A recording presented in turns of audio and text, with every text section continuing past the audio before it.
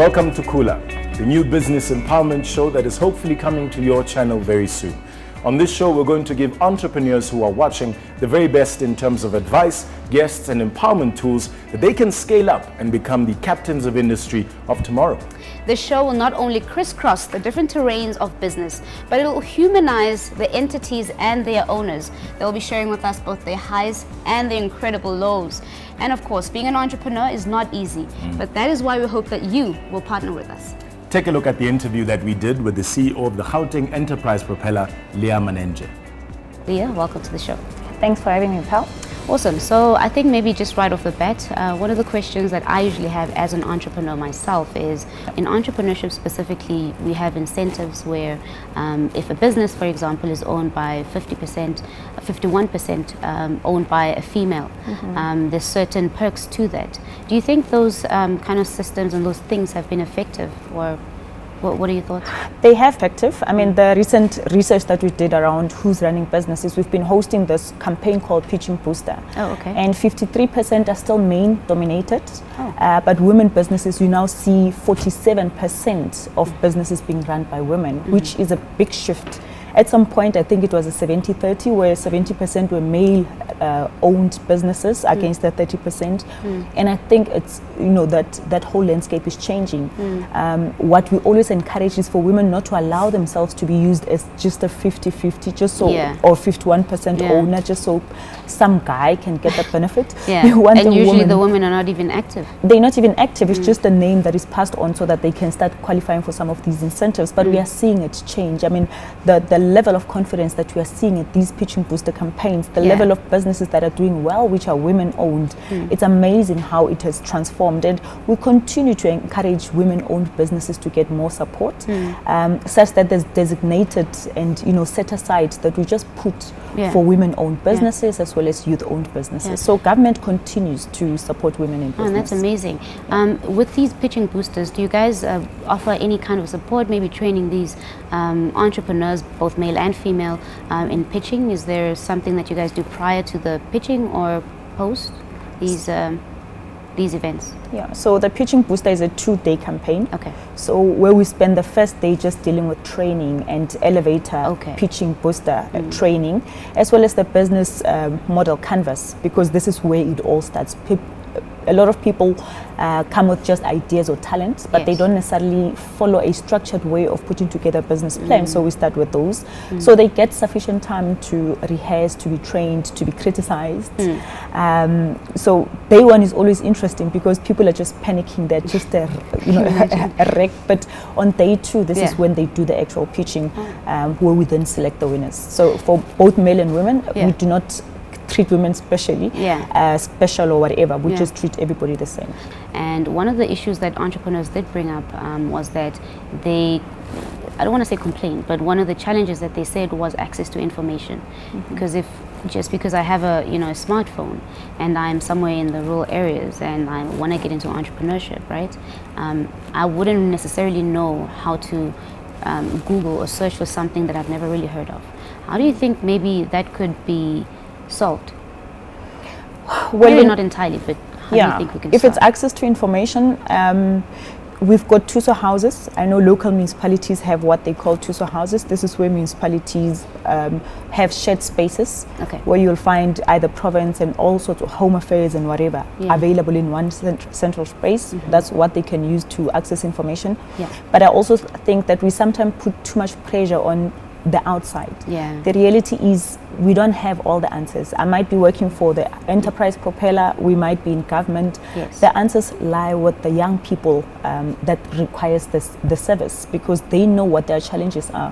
We can only create a conducive environment, and I think it's about time where we start changing how we do things. It should not be about government going out and just sharing information, because we're not even entrepreneurs ourselves, but it's about entrepreneurs coming to government and saying, well, these are our challenges and these are the recommendations that we have. And from a policy point of view, as government, we can then look at how we can either amend some of our policies so that we are able to better provide support to the young people. So I think it's about time we changed how we really view enterprise development and support. Thank you so much for joining us. Thank you, Pal. Awesome. Thank you so much to Leah Manenja, the CEO of the Gauteng Enterprise Propeller. We're going to be joined after the break by Henshad Mashiro, who is the commercial manager of the ABSA Experience, this wonderful place that we're at. And we're going to find out from him, what is this experience all about? Stay tuned.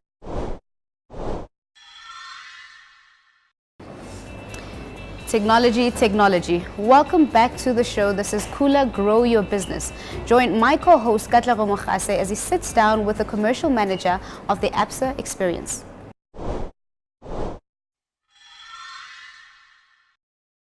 We're joined now by Henshad Mashiro, who is the commercial manager of the ABSA Experience here in Rosebank. And we want to just find out more from him about what the experience is all about. Dumela, thank you so much. How are you, sir? Thank you. I'm very well. Thank you so much for your time. We want to find out, what is the ABSA Experience all about? I see there's tech, there's VR, there's swipe, it has to be. Well, this is a space where we spark a conversation to create a better banking future together, and we spark this through different ways. And one of those ways is to have events that actually connect people, bring people together for them to network. And through this, we are able to actually share and spark conversations. What are some of the startups that you guys have seen come into the space, some of the sectors perhaps? So I must say the most common sector that we are seeing is online, social media, guys that are starting their YouTube pages, guys that are starting their online branding companies, guys that are coming in and saying, I want to do marketing in a different way. And it's all modern marketing, People are carrying their office as a laptop behind their back, They don't need a huge corporate office anymore to make that kind of money. And we're having people coming in with their clients and they have their meetings there. And it's quite amazing to see that they find our space that inviting, where we initially never ever actually expected the entrepreneurs to be coming in, and they're finding our environment more consuming, or they find it more relevant to what they do. And are you seeing a sort of equal, if you will, distribution between men and women that come in terms of entrepreneurship and their startups for those talks and the like?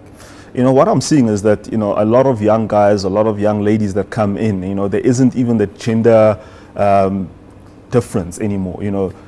People or ladies do what guys can do, and guys do what ladies do. There's guys that are into makeup, there's ladies that are doing online platforms, coding, and it's amazing. And it's some of the topics that we discuss usually on a regular basis on Saturdays, where we also talk about youth and girls and going into digital world and taking over the world. So it's no more that gender thing is no more there. It's like everybody's operating on an equal sphere. Well, thank you so much for your time, Dr. Mashiro, and we wish you all of the best with the ABSA Experience. Thank you so much.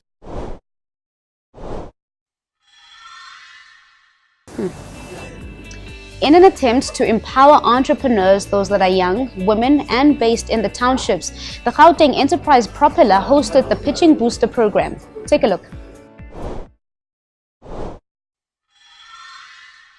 My name is Lebogang Mashifane from LM Diverse, which is a visual production company that provides video and photographic services.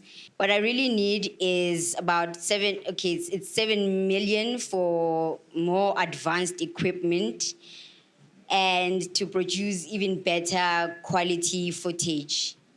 So currently, with the 40,000, what I'll do is to buy basic equipment like lighting and sound recording equipment. And currently what I'm making is about 25,000 a year. And that also includes costs of printing and transport mostly. So, well, since I'm the one who's working alone, I don't really pay myself for now. With the 7 million, I could at least make $500,000 a month, and with 40K, I can at least make 25,000 in a month. And these numbers seems a bit unrealistic to me. Can you please explain to me how you got to them?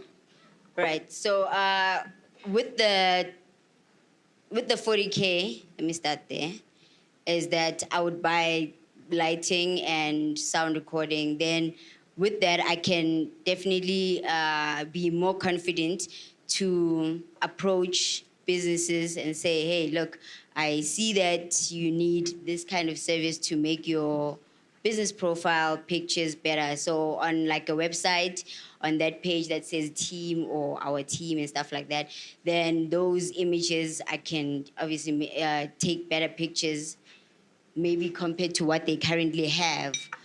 And obviously by approaching a business, I'm looking at having to charge a good price compared to what I would charge maybe someone that would say, hey, look, I would love your services, but the money... How much do you think this gentleman that I hear have spent on this that they have here?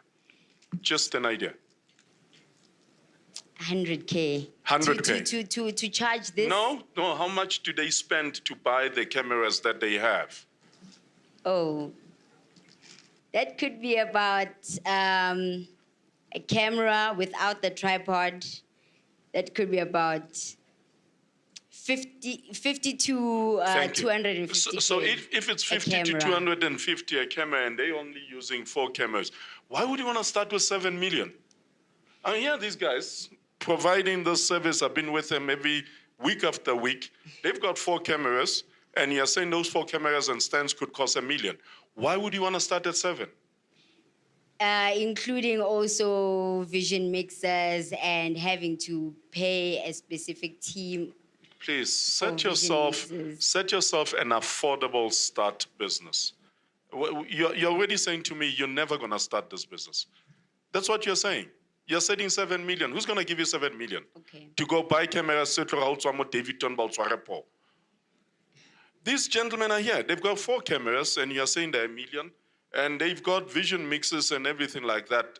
Trust me, I don't think if you add the... Okay, as usual. Thank you so much for watching Khula Grow Your Business. We will see you next week.